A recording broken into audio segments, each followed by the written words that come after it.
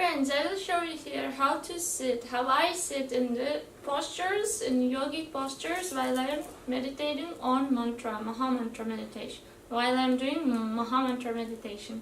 So this is the Tulsi bead which we'll talk about, and it has 108 beads and chanting like Hare Krishna, Krishna Krishna, Hare Hare, Hare Rama, Rama Rama, Hare Hare. So every mantra, 16 syllables, will be chanted in one bead.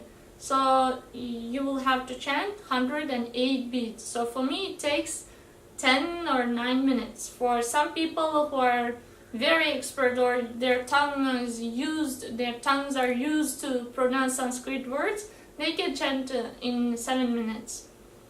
Whereas for me it happens like that. So of course, you can do chanting anytime, in any posture, but here I want to explain to you how it is important to sit in a posture, in a yogic posture, so that your spine will be erect, your spine will be straight, because the prana, which we don't see but we can feel it, it can move up to your Sahasrara chakra, which helps you to understand spiritual things. So what I do personally, first round I start with, for example, with Vajrasana. Vajrasana is very powerful. It gives you determination power and willpower. It improves your solar plexus chakra. So in order to sit in Vajrasana, you have to put your legs like this and just sit like this and straight spine. With this posture, we will unite the breathing and plus mantra meditation. Like I inhale and then chant the mantra while exhaling. So after sitting like for half an hour, it takes for me like 3 rounds I can complete. I change my posture. I change it. I relax my feet sometime and I chant one more round, and then I just take different posture. This is, if I am not mistaken, it's a lotus posture. Both the feet together here on the top. If you cannot do both of them, first try with one and then go for second. So daily, if you do like 1-2 minutes at least, it will add up. It will increase day by day. Earlier I used to do only 10 minutes. Now I can do up to 30 minutes.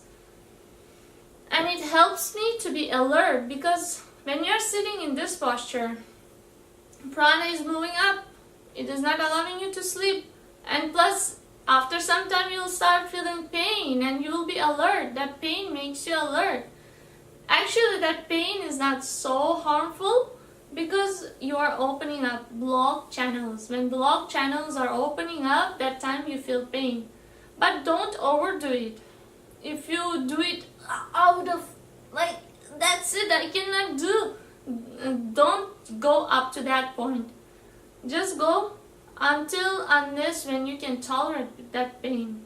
And then I can tolerate for half an hour. So after that I remove this posture, again relax my feet, and then again come to the Vajrasana posture. In that way I meditate daily.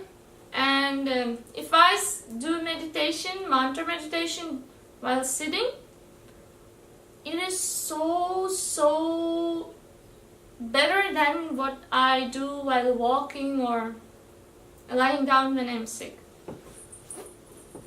Because your mind is alert, because your mind helps you to be alert. Because your posture helps you to be alert, and that will help you to do mantra meditation better. Another posture is you take both of your feet and all the points put together and sit like this. It looks a little simple, but it's also very powerful asana. So this was about how I sit and do mantra meditation.